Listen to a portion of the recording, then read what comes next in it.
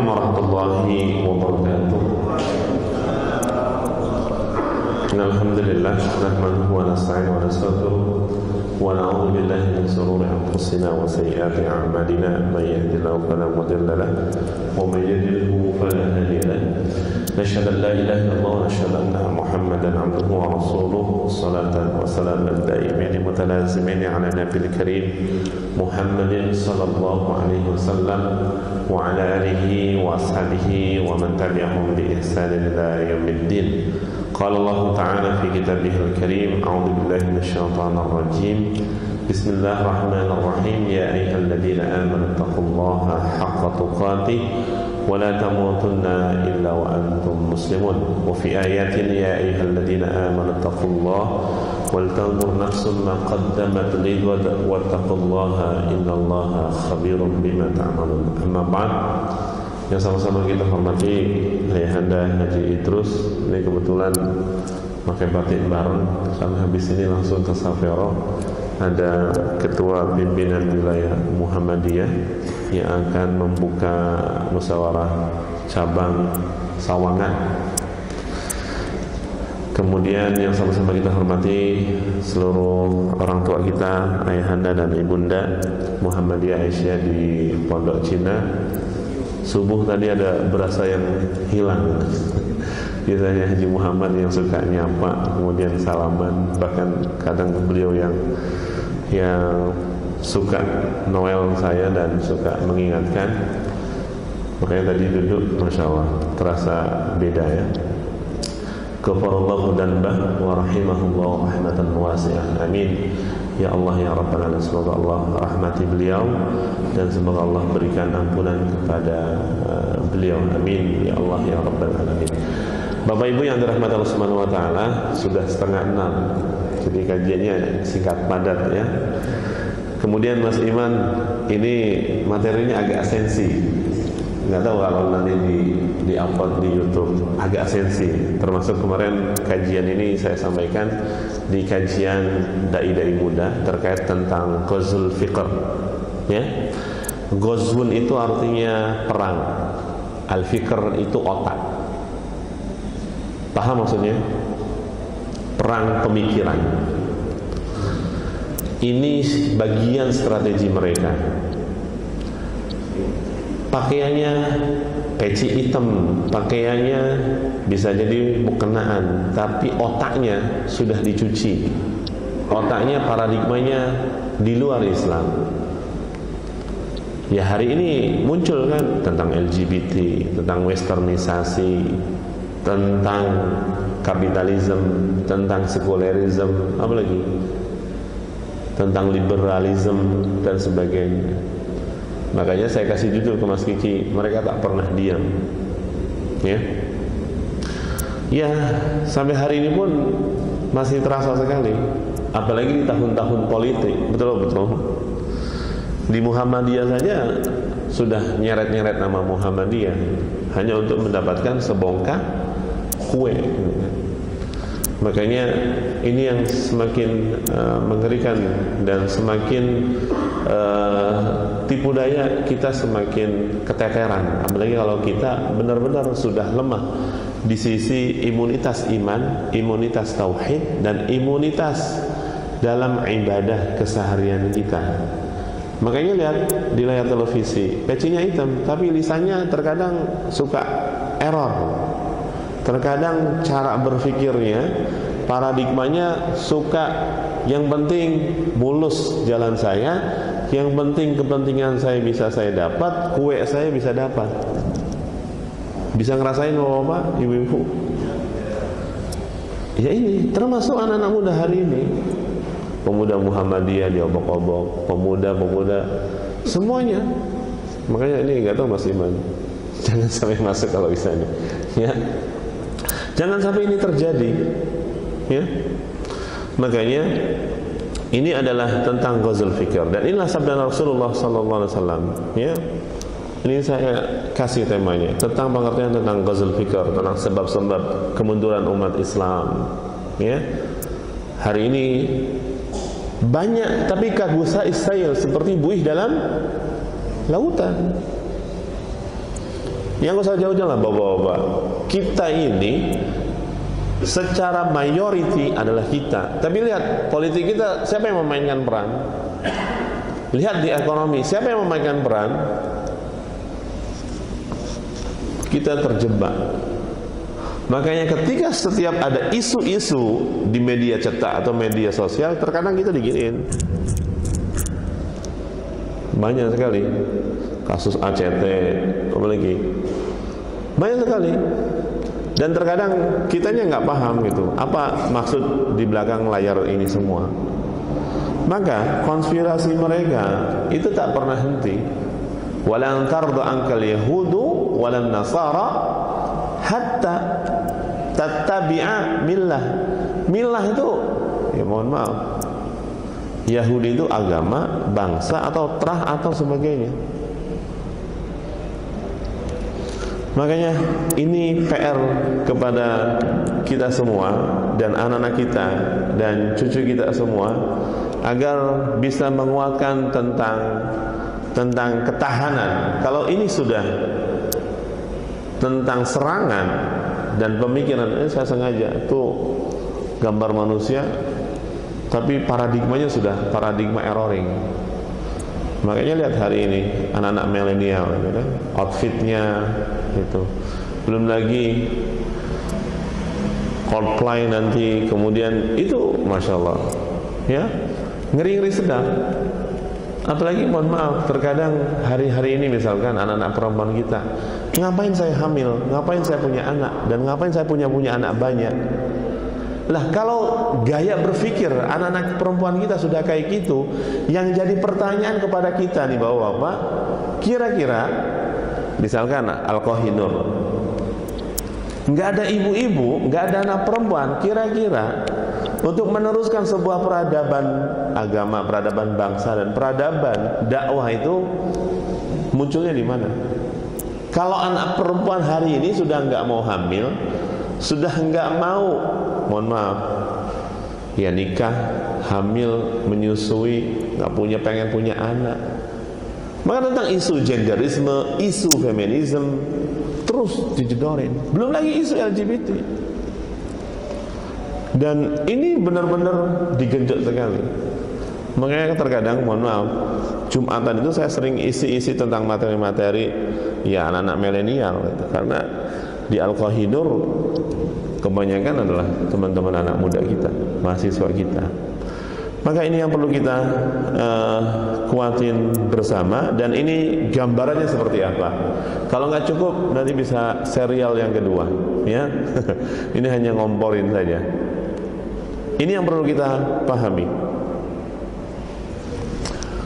Paham hadisnya? An Sauban radhiyallahu anhu anna Rasulullah sallallahu alaihi wasallam yaqul qala yushakul umam an tada'a 'alaikum kama tada'al akala ila qas'atiha. Digambarkan umat-umat hari ini, ya, itu seperti kita ini hari ini, umat kita ini hari ini seperti ibarat makanan yang direcoki oleh komponen-komponen yang lainnya. Apalagi Indonesia dengan kuantiti yang sangat luar biasa, demografi yang sudah sangat luar biasa. Belum lagi apa yang disampaikan oleh Prof. Amin Rais, belum lagi yang disampaikan oleh tokoh-tokoh Islam kita gitu.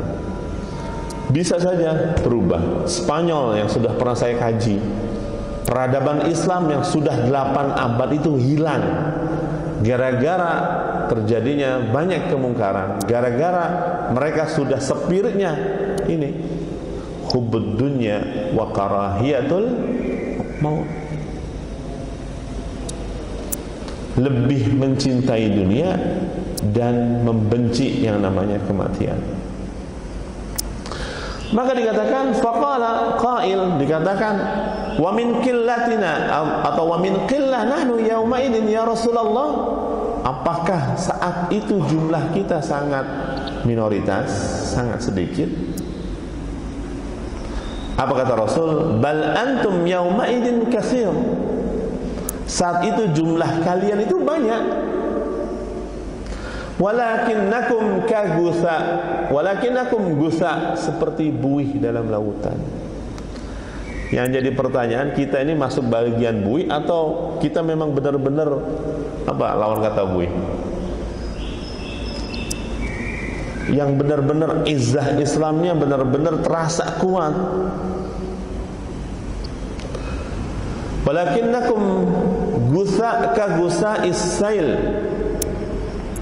Wala yanzi'anna Allaha min sudurikum aduwakum al-muhabata minkum wal yaqdifanna Allahu fi qulubikum al-wahn. Bisa jadi di antara kita itu, kata Allah dan kata Rasul, kita terjangkit penyakit yang namanya al-wahn. Ini berat. Disitulah kita harus punya kekuatan akidah, kekuatan ibadah, kekuatan finansial, agar izzah kita ini semakin benar-benar kokoh di hadapan Allah dan di hadapan musuh-musuh Allah Subhanahu wa ta'ala. Faqala qail ya Rasulullah wa mal wahn? Apa itu wahn? Hubbud dunya wa karahiyatul maut. Mencintai lebih banyak ad-dunya, dan ad-dunya itu ad-dunu. Apa itu ad-dunu? Dekat, pragmatis. Makanya lihat tahun politik hari ini, bingung nggak? Koyakannya begitu luar biasa. Kalau dulu polanya ditunjuk-tunjuk, nggak mau, syura, diberikan kekuatan. Makanya ini sangat bereratan dengan doa Nabi dan doa yang diajarkan kepada kita, Rabbana hablana min azwajina wa dzurriyyatina. Karena tahapan yang pertama belum muncul. Lawan kata qurratu a'yun adalah terjadi banyak konflik. Problematika tentang korupsi, problematika suka bikin kerusakan, suka bikin onar. Makanya hari ini, ya tahun politik, gimana ceritanya biar kita nggak masuk penjara? Kan gitu beritanya kan. Jangan sampai ketika sudah selesai, kita ini malah berbondong-bondong masuk penjara. Gimana caranya biar nggak masuk penjara? Kan repot. Makanya dibikinlah sebuah konspirasi dan sebagainya. Ini yang semakin mengerikan, ya. Makanya kemarin ini agak sensi juga nih. Kemarin duduk samping Bang Yana yang habis hajian, sudah Bismillah, dan kita memohon pertolongan kepada Allah Subhanahu wa ta'ala, karena kekuatan kita hanya yang di atas. Kalau kita warga Muhammadiyah dan bapak-bapak ibu-ibu sudah qiyamul lailnya lolos, nggak pernah memohon, sudah sedekahnya jarang-jarang, sholat 5 waktunya sudah repotan, tilawahnya kagak, gimana mau Allah bantu? Kan begitu. Termasuk bangsa ini. Ya sudah, nanti akan terima nasib. Maka dikembalikan kepada kita semua. Kerajaan Saudi hari ini punya banyak BR. Ya, kalau Qatar kemarin izzahnya itu luar biasa. No miras, no LGBT, karena mereka takut, pemimpinnya takut. Kalau sekiranya itu dahsyat kan, bukan tergiur dengan konspirasi FIFA ataupun tergiur dengan konspirasi Barat dan sebagainya, maka di opening seremonial Syekh Ghanim, seorang yang cacat, itu pesannya dapat. Kalian yang dari Amerika, kalian yang dari Eropa, inna akramakum indallahi atqakum. Yang paling mulia itu takwanya, bukan dari kalian-kalian yang berkulit hitam, yang berkulit putih dan sebagainya. Ini hanya dunia, itu digambarkan seperti itu. Kemudian pesan-pesan moral-moral yang ada di beberapa layanan publik itu memberikan sebuah kekuatan yang sangat luar biasa dahsyat. Karena harapannya jangan sampai negeri ini, bangsa ini, umat ini, terutama Qatar, jangan sampai Allah murka terhadap mereka semua. Itu yang ketar-ketirnya. Dia paham tentang konsep kekuatan Islam dan bagaimana Allah akan memuliakan dan bagaimana Allah akan memberikan tadi kemurkaannya di hadapan manusia ataupun hamba Allah Subhanahu wa ta'ala. Itu yang pertama. Yang kedua, ini sabda Rasulullah SAW. Saya sengaja pakai hadis karena ini pesan Allah dan Rasulnya. Apa pesan Rasulullah SAW? La tattabi'anna sunanan man qablakum shibran bi sibrin wa dira'an bi dira'in. Kalian benar-benar akan mengikuti sunnah. Apa itu sunnah? Sunnah itu kebiasaan. Ya, sunnahnya makan seperti apa. Makanya kebiasaan kita itu disebut nyunnah karena Rasul sudah nyontohin gimana cara makan. Ya, misal kebiasaan kita makan tangan kiri, berarti Rasul nggak pernah ngajarin makan tangan kiri, padahal Rasul mengajarkan makan tangan kanan. Makanya ini sunnah. Nyunnah itu kebiasaan sesuai dengan sunnahnya. Ya. La tattabi'anna sunan man qablakum shibran bi shibrin. Kalian benar-benar akan mengikuti kebiasaan-kebiasaan orang-orang yang sebelum kalian. Shibran bi shibrin. Sejengkal demi sejengkal, dikit-dikit. Dira'an wa dira'an bi dira'in, sehasta demi sehasta, hatta hingga kalian lau salaku, kalau kalian akan dimasukkan ke dalam hijr, dob, lubang biawak atau lubang yang paling apalah, la salaktumu, kamu benar-benar akan mengikutinya. Dan ternyata coba lihat persentasenya sekarang berapa? Sudah naik kan? Apalagi di persentase kan di dunia. Itu kira-kira kita bukan nomor urut pertama, nomor urut yang kedua. Qulna ya Rasulullah, siapa mereka? Al-Yahud wan Nasara. Apa kata Rasul? Siapa lagi? Faman itu. Maka sesuai dengan bunyi ayat yang lain, walan tarda ankal yahudu walan nasara hatta tattabi'a millatahum. Itu bunyi hadisnya. Kemudian ini asbab. Makanya kajian peradaban nih. Saya sengaja ngisi materi ini untuk teman-teman dai muda kemarin di KKMD biar berpikir mappingnya dapat gitu, open mind juga. Asbab inhitatul muslimin wa ma nataja anhu. Ini saya ambil dari buku ini. Dan ternyata ada beberapa al-faktor al-kharijiyah dan faktor ad-dakhiliyah. Ada faktor disebabkan karena eksternal, ada disebabkan secara internal. Ya. Secara internal kita sudah jauh dari nilai-nilai kitabullah dan sunnah Rasulullah sallallahu alaihi wasallam. Ya. Makanya ini mohon maaf, saya mencoba mengedukasi di bidang Quran. Ya. Hari ini lagi rame-rame yang ngafalin Quran gitu. Yang jadi pertanyaannya adalah, kalau tujuannya ngafalin Quran untuk dapetin beasiswa kedokteran, itu kalau saya sampaikan ke orang tua santri ataupun santri, mendingan antum nggak usah ngafal Quran. Jadi tujuan ngafal Quran tuh ngapain? Yang kedua, kalau tujuannya hanya untuk bagus sih bagus, itu kan ini tentang gaya pemikiran. Kalau yang dikejar adalah kamiyah itu adalah sisi volume, tapi jauh dari adab ahlul Quran, jauh dari sisi pesan-pesan, apalagi nggak ngerti tentang pesan Allah di dalam Al-Qurannya, ya sami mawon. Wisuda tahfidz di mana-mana, tapi nggak dikuatkan anak-anak kita tentang akhlaknya. Apakah menghafal Quran hari ini masih, mohon maaf, rokok, belum lagi suka musik-musikan, belum lagi pacaran. Makanya waktu kita ke Padang, ada seorang penghafal Al-Quran malah murtad, kan sedih, gara-gara pacarannya sama seorang noni. Itu kan lebih menyedihkan. Kalau sampai hari itu ternyata Al-Quran yang dia hafal ternyata tidak mampu menjaganya. Ini salah satu sampling, ya. Ini salah satu sampling. Makanya ini benar-benar harus integral itu. Semua fase dan prosesnya harus benar-benar kuat. Bukan hanya kulit-kulitnya doang, bukan hanya di sisi volumenya doang, tapi ini benar-benar integral.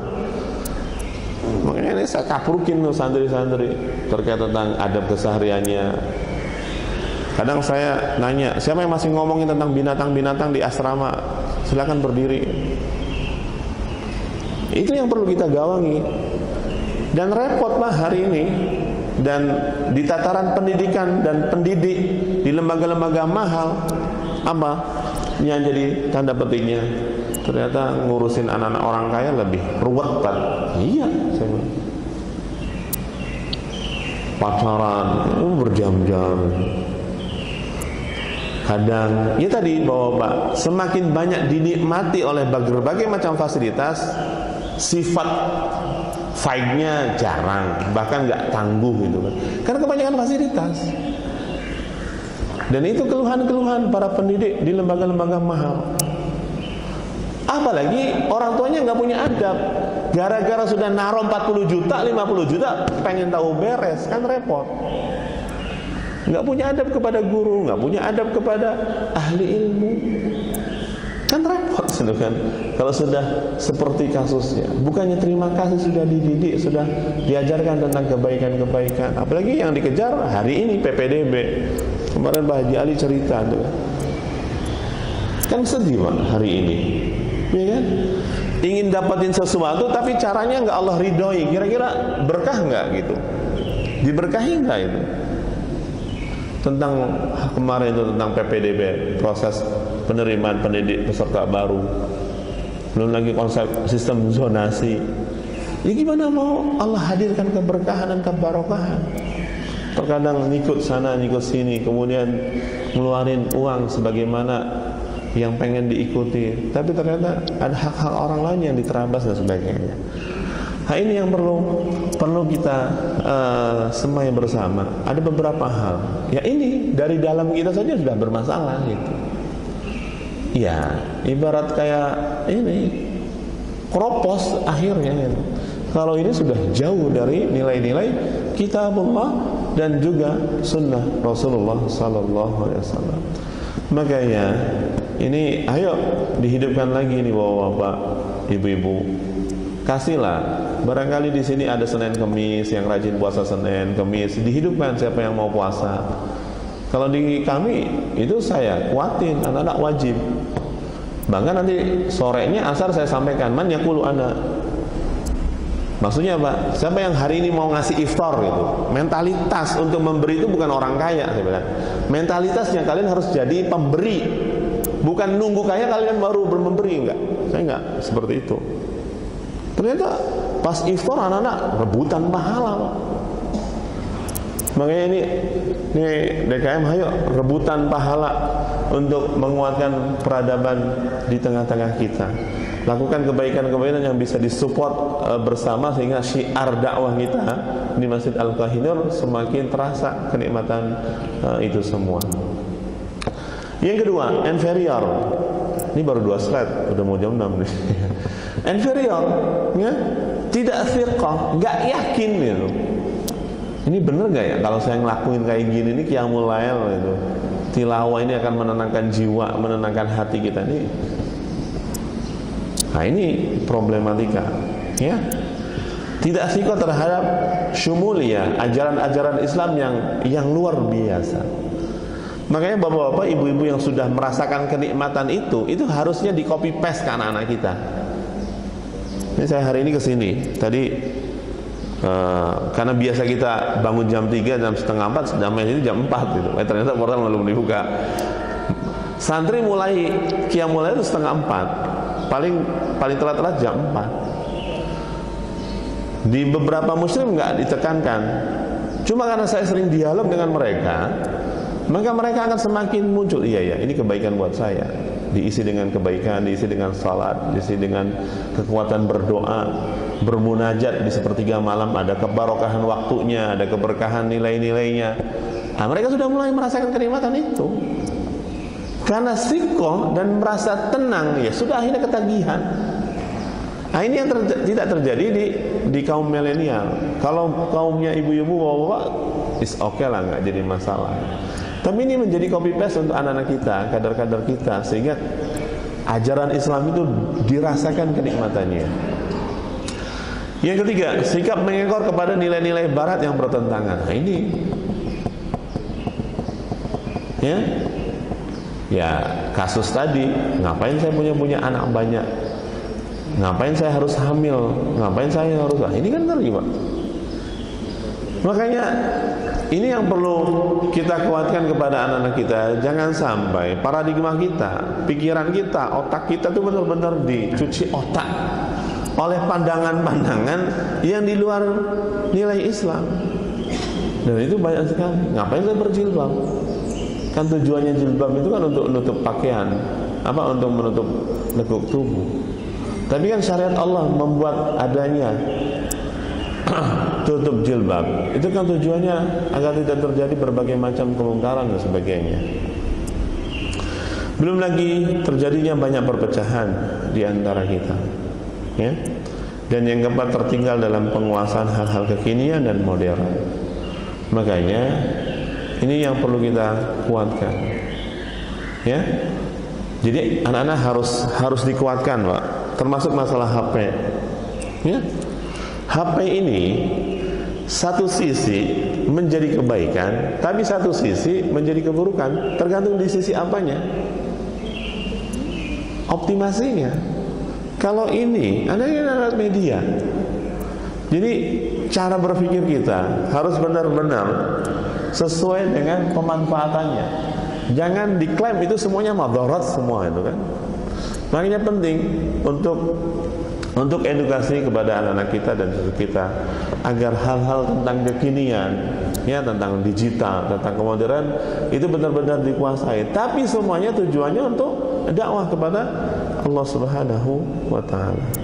Itu dari sisi faktor internal. Sedangkan dari sisi faktor eksternalnya, terjadinya perang salib yang berpengaruh kepada stabilitas politik, ekonomi dan keagamaan, dan sampai hari ini pun sangat berefek.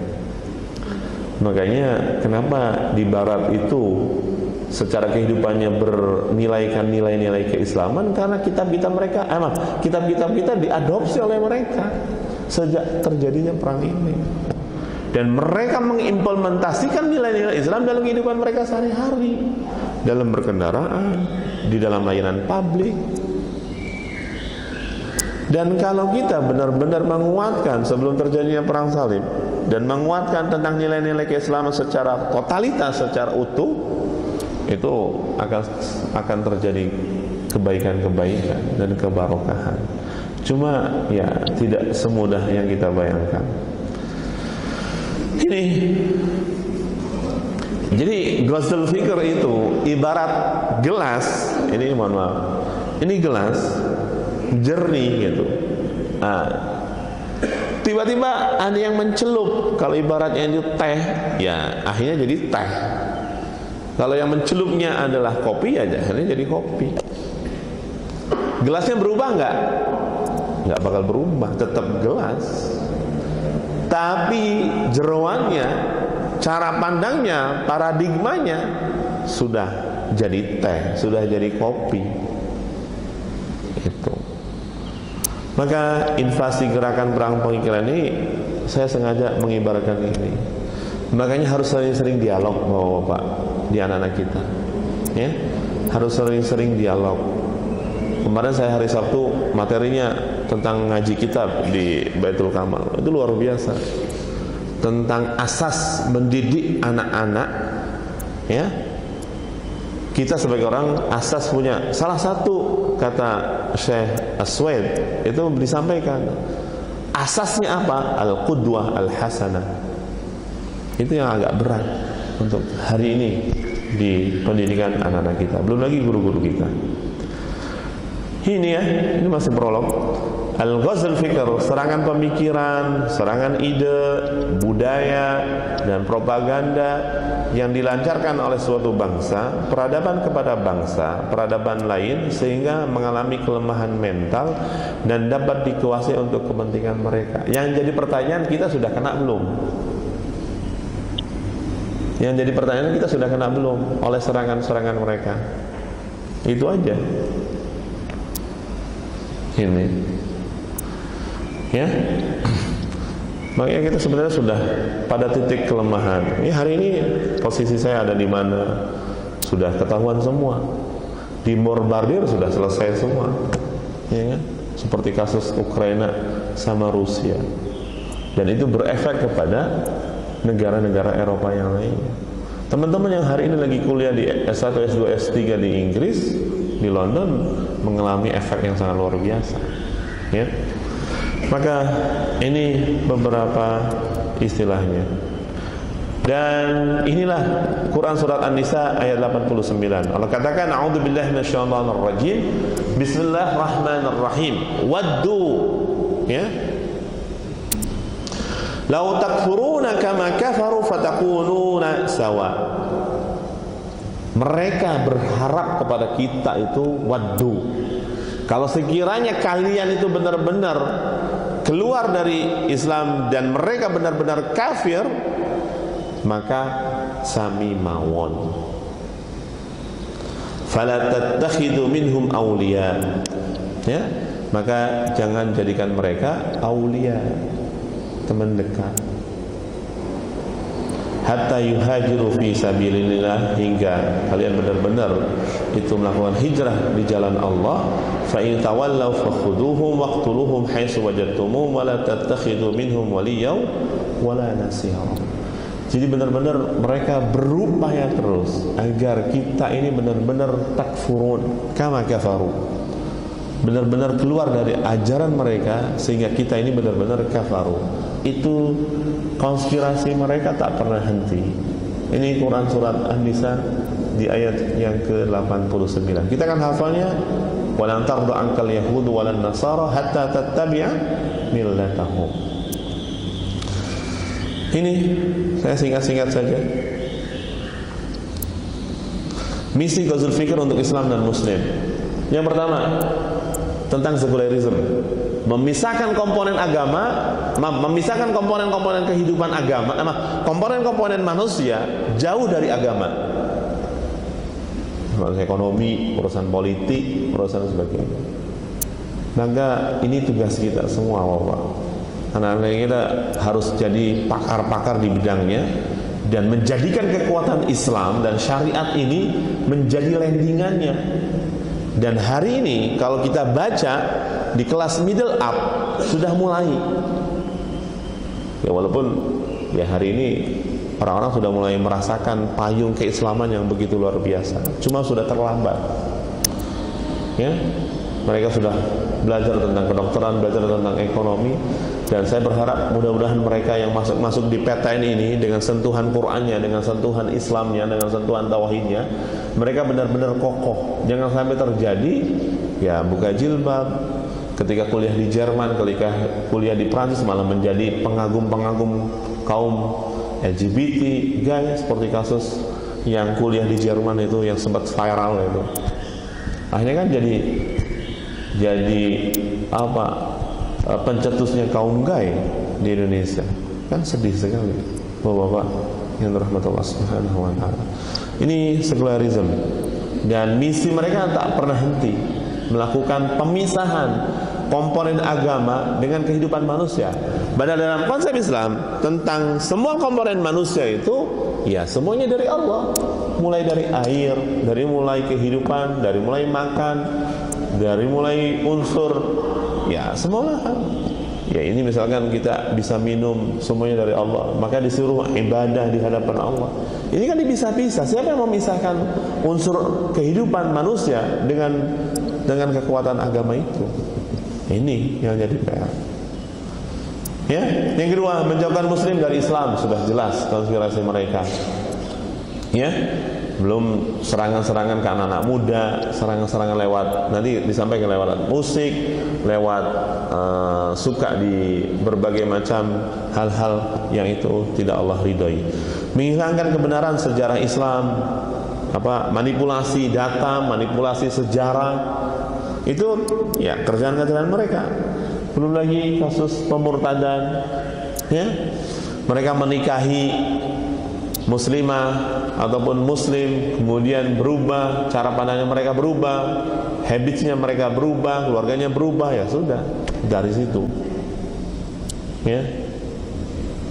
Kalau di Bali, ya alhamdulillah kitanya semakin masif ke orang-orang Bali yang hidup Buddha. Mereka melalui pernikahan-pernikahan, kemudian mereka berubah, ternyata cara berpikirnya kok kayak gini, akhirnya sudah mulai berubah tentang konsep keislaman itu. Nah, di kita jangan sampai terjadi kasus riddah, pemurtadan.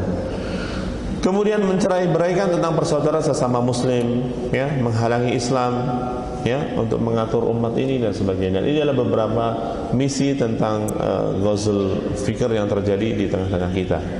Ini ada beberapa misi lain, al-ummah al-jahiliyah, ya. Yang diserang adalah umat jahiliyah, dalam artian dari sisi cara pandang, dari sisi paradigma, dari sisi kehidupan kesehariannya, ya ini akan disasar. Dengan cara apa? Melalui politik as-siyasah. Dari politik larilah sebuah kebijakan-kebijakan yang itu di luar keislaman. Dan ini ngeri sekali. Makanya kita berharap nanti besok anggota-anggota dewan dari kita, ya, dari partai-partai yang itu adalah muslim, harus berupaya istiqamah dan istiqamah dalam menegakkan syariat-syariat Allah Subhanahu wa taala. Karena akan semakin mengerikan, ya, kalau kebijakan-kebijakan itu malah di luar kitabullah, di luar sunnah Rasulullah sallallahu alaihi wasallam. Dan kita doakan mudah-mudahan mereka selalu istiqamah dan istiqah, ya. Kemudian yang kedua, melalui al-askariyah, melalui tentang militer, ya. Nanti kalau sudah pertahanan dan ketahanan bangsa sudah bisa diambil alih, kira-kira kita jadi apa, Bapak-bapak? Isu-isu yang sudah disampaikan di media sosial itu nanti bisa jadi terjadi.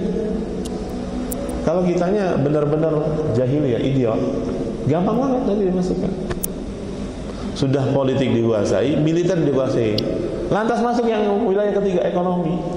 Mau jadi apa umat kita? Habis sudah.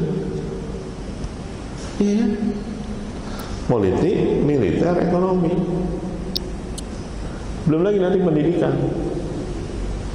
Kalau nanti mohon maaf, ini menterinya yang ngerti tentang konsep Islam, sudah coret aja madrasah, coret aja pesantren, coret aja tentang diksi-diksi yang berbau tentang keislaman. Sudah selesai.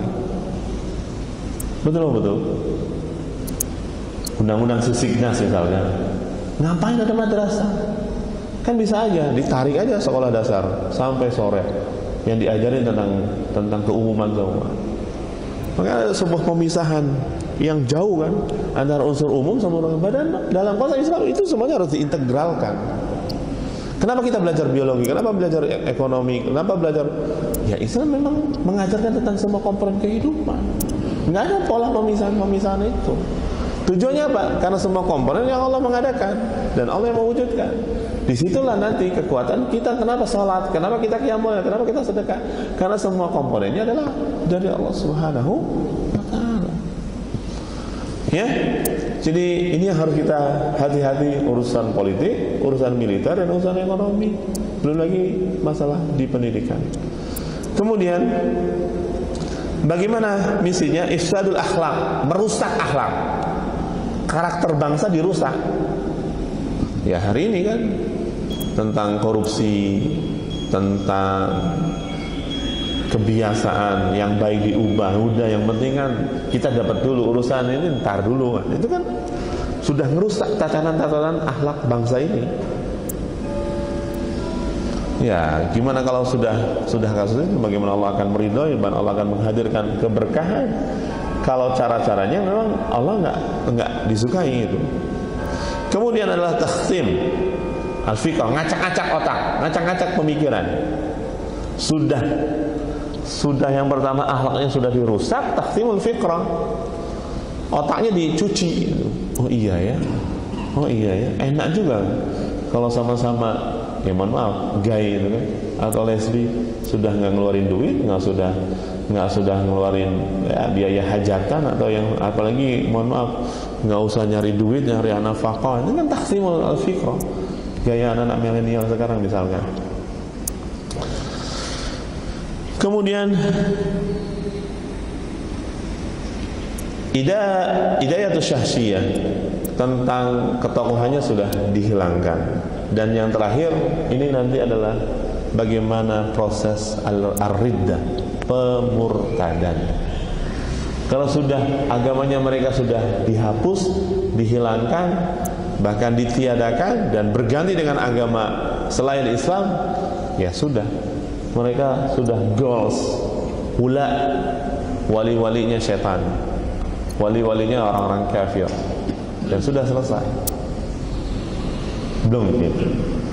Maka ini yang menjadi perlu kita kuatkan bersama dalam beberapa hal, dan kita harus benar-benar serius dalam proses pendidikan anak-anak kita, dan teman-teman dan bapak-bapak ataupun kolega yang benar-benar kepakaran di bidang ekonomi, politik, militer sudah harus menyiapkan kader-kader kita semuanya untuk kebaikan bangsa ini.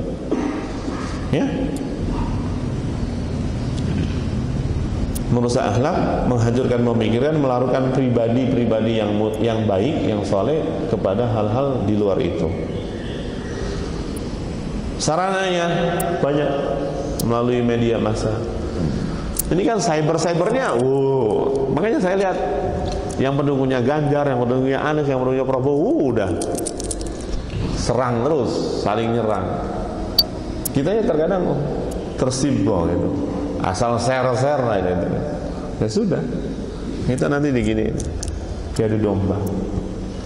Di pendidikan ini pun harus hati-hati, ya. Makanya kita pun harus sering-sering ta'lim, sering-sering berguru kepada ahli ilmu yang open mind, yang bisa mendapatkan keberkahan ilmu dengan guru-guru yang mukhlis, guru-guru yang mulia, yang mengarahkan tauhid kita kepada Allah, ibadah kita kepada Allah, cara berpikirnya lurus, jangan sampai error, apalagi zalim, apalagi ya bermaksiat di hadapan Allah Subhanahu wa taala. Tidak ada ya khawatir tidak dapat nilai-nilai kebaikan, keteladan tidak dapat, kan ini sedih juga. Ya, belum lagi lewat buku penerbitan, belum lagi lewat hiburan, belum lagi lewat klub-klub olahraga, dan juga lewat LSM yang ada. Ini bahayanya perang pemikiran, tertipu. Di dalam Quran surat Al-Maidah ayat yang ke-29 sudah, ya kalau sudah tercelup sudah kena, tertipu. Apalagi mohon maaf, kalau sudah dikasih cuan bahasanya, kemudian sudah kena akidahnya, sudah kena ibadahnya, sudah kena komponen ekonominya, sudah kena komponen pendidikannya, sudah mau gimana lagi kita? Ya sudah, masuk dalam propaganda mereka. Yang kedua, kalau sudah terjebak oleh propaganda mereka, kira-kira akan ngekor enggak? Sudah dipastikan akan cenderung kepada mereka. Dari mulai lisannya, dari mulai paradigmanya, dari sisi faktanya, dari sisi segala-galanya akan semakin, ya nilai insanya sudah enggak ada gitu. Bahkan nanti dalam bermuamalahnya ya akan bersama mereka. Kalau sudah cenderung, ya sudah akan terjadi al-mahabbah, kecintaan di antara mereka. Kalau sudah merasakan kecintaan, akan terjadi sebuah ketaatan, ya. Bahkan bisa jadi sudah taat, ngikutin, menyerupai, sudah loyalitas, dan yang paling terakhir adalah apa? Keluar dari agama Islam yang mulia ini, dan itu sangat menyedihkan. Jadi ternyata digambarkan di dalam Al-Quran, ini nanti bisa di cross check beberapa ayat-ayat Allah Subhanahu wa taala yang menggambarkan tentang ya bahayanya kalau sudah kena serangan ini, semuanya akan mendapatkan dampaknya. Tertipu, kecenderungan mencintai kepada mereka, sudah taat kepada mereka, kemudian ya hatta tattabi'a millah, akan mengikuti milah mereka. Kemudian dari sisi mengikuti nanti akan tasyabbaha minhum, akan menyerupai gaya mereka, lisannya, pakaiannya, paradigmanya, ibadahnya dan sebagainya. Dan kalau sudah seperti itu semua akan jadi loyalitas, ya, akan mengikuti ya milah-milah mereka. Terakhir, solusinya pelajari Islam secara kafah, totalitas. Makanya ngajinya dibanyakin dulu, ya, ngajinya dibanyakin dulu. Ngafal Quran, diperbaiki tajwidnya, kemudian bahasa Arabnya, kemudian syariahnya, ngaji kitabnya, baru pada kajian-kajian berikutnya. Perbanyak dan perkuat tentang ilmu Islam, berkumpul dengan orang-orang saleh, ini penting, ya, dengan para asatidz, dengan para kiai, para tokoh-tokoh yang cara pandangnya adalah cara pandang keislaman dan totalitas dalam spirit amar ma'ruf nahi munkar. Kemudian kalau sudah itu dikuatkan tentang dakwah di jalan Allah Subhanahu wa taala. Karena ini ruhnya. Kalau anak-anak kita enggak spirit bergabung dalam dunia dakwah, ya enggak ada daya gedornya di hadapan Allah Subhanahu wa taala, apalagi di hadapan manusia. Karena itu yang akan semakin mengasah dan menguatkan tentang nilai-nilai perjuangan di dalam Allah Subhanahu wa taala. Dan ini tinggalkan hawa nafsu, ya. Kalau nafsu boleh. Yang enggak boleh adalah hawa nafsu, apalagi hawa nafsunya adalah hawa nafsu yang berlebihan. Kemudian adalah jangan sampai kita tersibgah oleh al-hakumut takafu hatta zurtumul maqabir. Makanya ke anak-anak itu ya harus benar, dunia itu bukan tujuan, tapi menjadi wasilah. Kita harus naikin kehidupan kita, tapi bukan di sini. Kita untuk akhirat. Bahkan dunia ini kita taklukkan untuk menuju kebaikan akhirat. Jangan sampai salah cara pandangnya. Ya, semangat tetap nyari dunia, tapi dunia ditaklukkan untuk meraih kebaikan-kebaikan dengan sedekah, dengan ibadah umrah, ibadah haji, memberikan fasilitas kebaikan kepada orang. Itu kan harus pakai dunia, pakai materi gitu. Makanya harus benar. Nah, anak-anak kita, ya, cucu kita, ini harus benar cara pandangnya. Ini jangan sampai salah alur, salah tangga, mana yang harus didahulukan, mana yang harus diakhirkan. Nah, ini yang lebih repot lagi. Dan yang terakhir adalah hidupkan tentang amalan-amalan Qur'ani dan hidupkan amalan-amalan yang sunni. Wallahu a'lam. Sudah mau 6:30 Pak Idris. Barakallahu fikum wa jazakumullahu khairal jazaa. Ini menjadi reminder kita. Mudah-mudahan ini menjadi pengingat bersama agar kita semakin serius mendidik anak-anak kita, semakin menguatkan dan mengingatkan bersama bahwa kita harus benar-benar menghadirkan kebaikan-kebaikan di tengah diri kita, keluarga kita, tentang keislaman. Jangan sampai anak kita, cucu kita, ya tadi terjerembab oleh propaganda mereka. Dan jangan sampai, mohon maaf, jangan sampai sekali terjadi di tetesan keluarga-keluarga kita ada yang riddah tadi, murtad. Itu lebih mengerikan lagi. Karena kata Allah, kita ini akan dikumpulkan kembali anak kita, cucu kita, selama masih ada iman di dalam jiwa dan hati-hati mereka. Ya, semoga Allah kumpulkan kita bersama di surga Allah Subhanahu wa taala. Amin ya Allah ya rabbal alamin. Mohon maaf, ada pertanyaan enggak? Enggak usah ya. Mau ditutup langsung doa Mas Kiki? Baik, barakallahu fikum. Mari kita sama-sama berdoa termasuk kepada almarhum wal marhumat, ya, para pendiri-pendiri yang sudah menjadikan pelopor-pelopor kebaikan dakwah di pimpinan Nating Muhammadiyah, Pondok Cina Aisyah, Pondok Cina. Semoga Allah rahmati mereka dan Allah berikan maghfirah kepada mereka, dan kita yang masih hidup ini meneruskan kebaikan-kebaikan mereka. Semoga dengan kita semakin istiqamah meneruskan kebaikan-kebaikan mereka, peradaban dakwah ini tetap berlanjut sampai kepada anak-anak kita dan juga cucu kita. Amin ya Allah ya rabbal alamin. بسم الله الرحمن الرحيم الحمد لله حمد الشاكرين حمد الناعمين حمدا يعافي نعمه ويكافي مزيده يا ربنا لك الحمد لجلالك الكريم وعظيم سلطانك اللهم اغفر للمسلمين والمسلمات والمؤمنين والمؤمنات الأحياء منهم والأموات ونتوب إليك اللهم اغفر لهم وارحمهم وعافهم واعف عنهم وأكرم نزلهم ووسع مدخلهم واغسلهم بالماء والثلج والبرد ربنا اغفر لنا والإخوان الذين سبقونا بالإيمان من آبائنا وأمهاتنا ومن المحسنين والمحسنات في محمدية ونعشنا وعيشية ونعشنا يا الله يا رب العالمين ربنا اغفر لنا ولإخواننا الذين سبقونا بالإيمان ولا تجعل في قلوبنا غلا للذين آمنوا ربنا واغفر لنا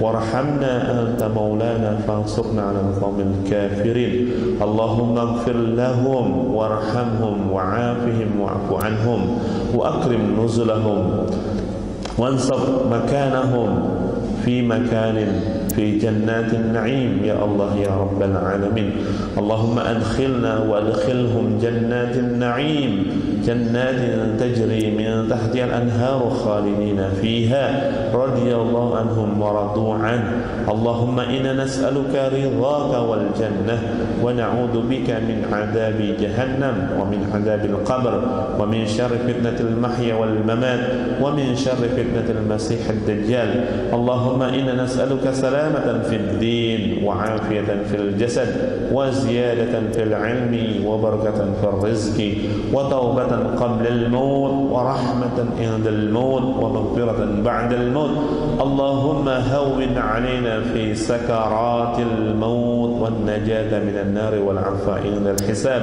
ربنا هب لنا من أزواجنا وذرياتنا قرة أعين واجعلنا للمتقين إماما ربنا آتنا في الدنيا حسنة وفي الآخرة حسنة وقنا عذاب النار والحمد لله رب العالمين والعفو منكم نختم بحمد الله الحمد لله رب العالمين